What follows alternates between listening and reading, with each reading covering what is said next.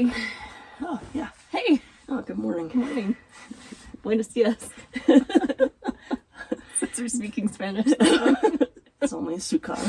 Okay. What time we got? Well, 17 minutes past departure time. Like a true air assault pilot. Yeah. So, good morning. We are sitting here enjoying our coffee. Nemo. Care Bear. Yeah. My brain's not working. Yeah. So what are we doing today?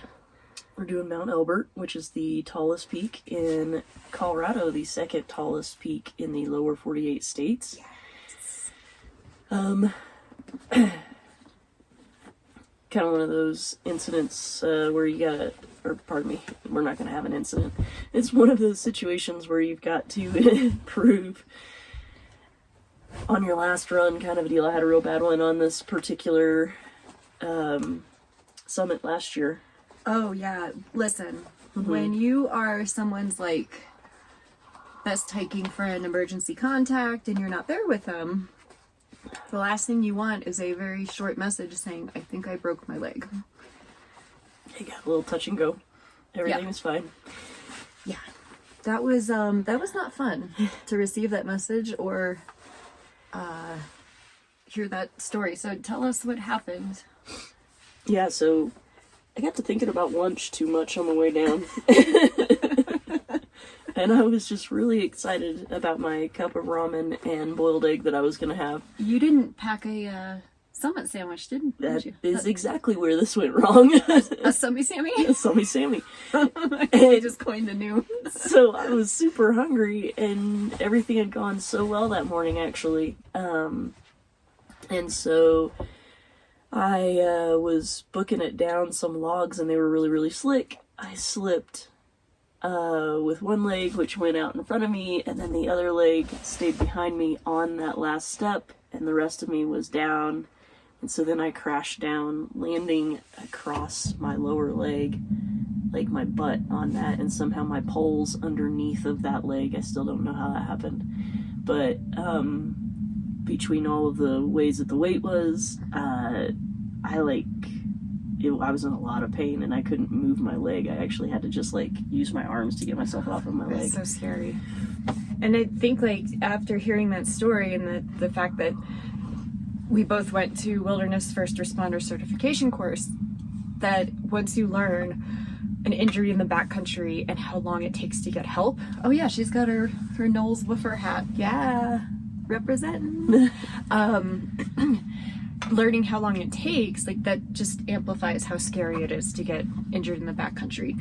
But the other thing that I want to mention is rescue insurance. Yes. And so I know you had your your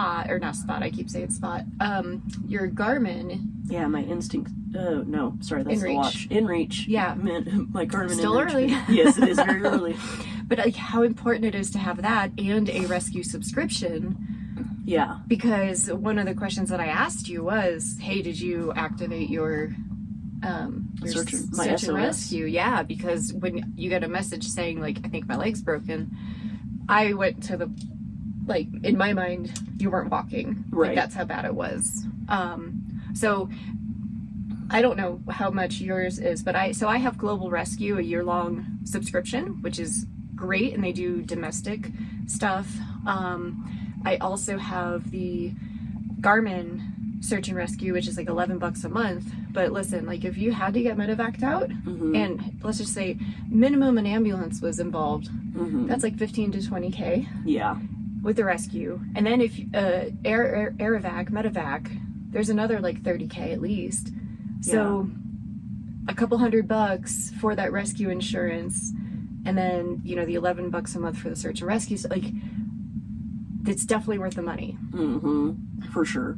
And I did check before I left for this trip to come out to Colorado. My Garmin is still on my monthly subscription, so I'm up and going there.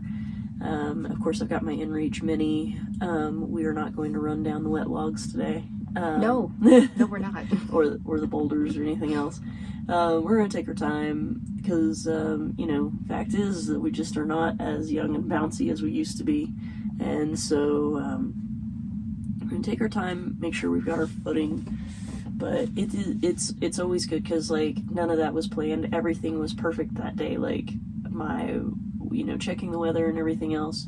We've checked the weather again today. We know that we need to be down off of the mountain by around 11:30. Yeah. So we've given ourselves plenty of time, including time to fiddle fuck and have coffee this morning. You always have to build in fiddle fuck time when you're with me. Mm-hmm. So yeah, I guess with that said, we should probably wrap this up. Yep. Links below are so Blue Side Adventures has a partnership with Global Rescue. So check the link below. You can go right through our website. You don't have to be going on one of my adventures to use that link, though you should because it's pretty awesome. But go ahead and link that. Check out Global Rescue, and every time that you use that link, you support our mission to help military veterans and first responders go on adventures. So that's it. We'll see you at the top. Cheers. Cheers. All right, we're at mile 1. How are you feeling? Oh, just great. It's, we're 31 minutes into this. Couldn't tell you what time it is because my watch is on tracking, but Yeah. So anyways, mile 1. Mile 1. Still very much in the trees. And it's dark. We saw someone sleeping on the trail. That was a little creepy. That was a little weird. We'd choose the bear. Yeah, I'd take Theodore over creepy dude any day. But anyways, that's it. We'll check in at mile 2. Bye. So we're at mile 2. That was a pretty fast mile, actually. So 2 miles an hour. We're at an hour exactly. So that's pretty good to start out. It'll get exponentially slower. Lesson learned? Well, we just met some folks. They said that they were doing a DNF because they didn't feel good, and I think there is a lot to learn from that, right? Like, be careful and know when it's time to turn around. Like, today's just not your day, right? Yeah, the mountain will always be there. Yeah. Your health is way more important. I don't know how to get the lighting there. Maybe that's better. My bad. Or like half faces. Know when it's time, and some days just aren't your day. I've been there before. I know you've been there before. Definitely. So we're feeling good so far, but today could be our day too. You never know. Anything could happen. Yeah. So okay, we'll check in at mile 3. See you at 3. Bye. All right, guys. That's where we're going. Whoop, way out there. Right? Did I point the right one? Yeah. Something like that. That's actually False Summit. Oh, that's False Summit. Sure Okay. is. Yep. That's fun. So this is great.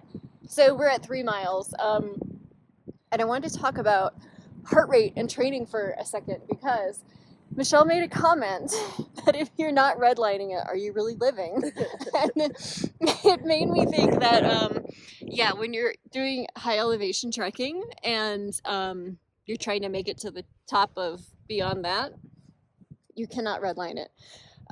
I train and hike by my heart rate, and I have to maintain that heart rate or else I will not make the 10 miles round trip that this is. So when you're training, you really need to take that into consideration, and like my old military term, like train how you fight, you need to train that way. So my mountain athlete program runs off by heart rate training. And we go by zones, and I explain all of that in the mountain athlete training. So if you're interested in that sort of program, check in the links below, and you can check out that program. But that's what I do to train. Do you have any heart rate tips for? One of the things that I always remember is you can bank energy, but you cannot bank time. So you think that you're gonna start off like, oh, I'm just gonna crank out this first mile in like 15 minutes. And that'll like get me up there. No, because you're gonna pay for that later on. You can bank energy, but you can't bank time. And so, because you will have redlined down there in that first mile. Yeah. And it just takes so much out of your muscles. Yeah, it does. And then the higher we get here, we're definitely above the tree line now, as you can see. So things are gonna be a bit slower here and out, but we're still going to maintain what that heart rate is. So we're going to get on the trail again. Let me flip this around because you have to see how beautiful this sunrise is. all this gorgeous stuff. Okay guys, see you at mile 4. Bye. Hey, welcome to mile 4. We're officially above 13,000 feet. Yeah, we feel it. Yeah. Yeah. So what you been thinking about? A little bit of trail etiquette. Fun facts. As you go up, certain things like things expand, right? Right. Yeah, like Right. the balloon effect as it goes up, things expand, gases in your body. Have the common courtesy to step off trail and let your trail buddy go ahead of you, not fart in their face. Crop dusting is not okay on the trail, ever. You're breathing Ever. hard. Big ol' oh, somebody else's methane is a little intense. That's a great tip. Yeah? Yeah. Yeah. Trail etiquette. We're big on it here. Take a look at this view. What? It's gorgeous. Love it. All right. We'll check in at mile 5. Well, Somewhere up there. Hopefully you can see that. We just hiked through this foggy windstorm. I know how beautiful it is. So we just hiked through. We are about 14. We are almost there. Hey, we're at the summit. We made it. I'm falling over. It's hard to hold this phone. We're gloved up.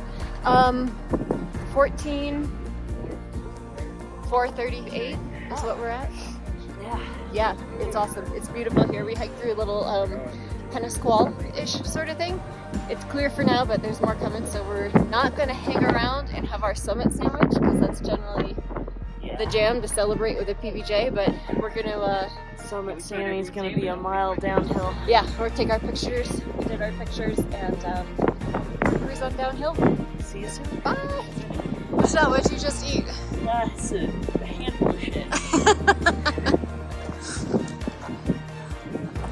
It happens to all of us.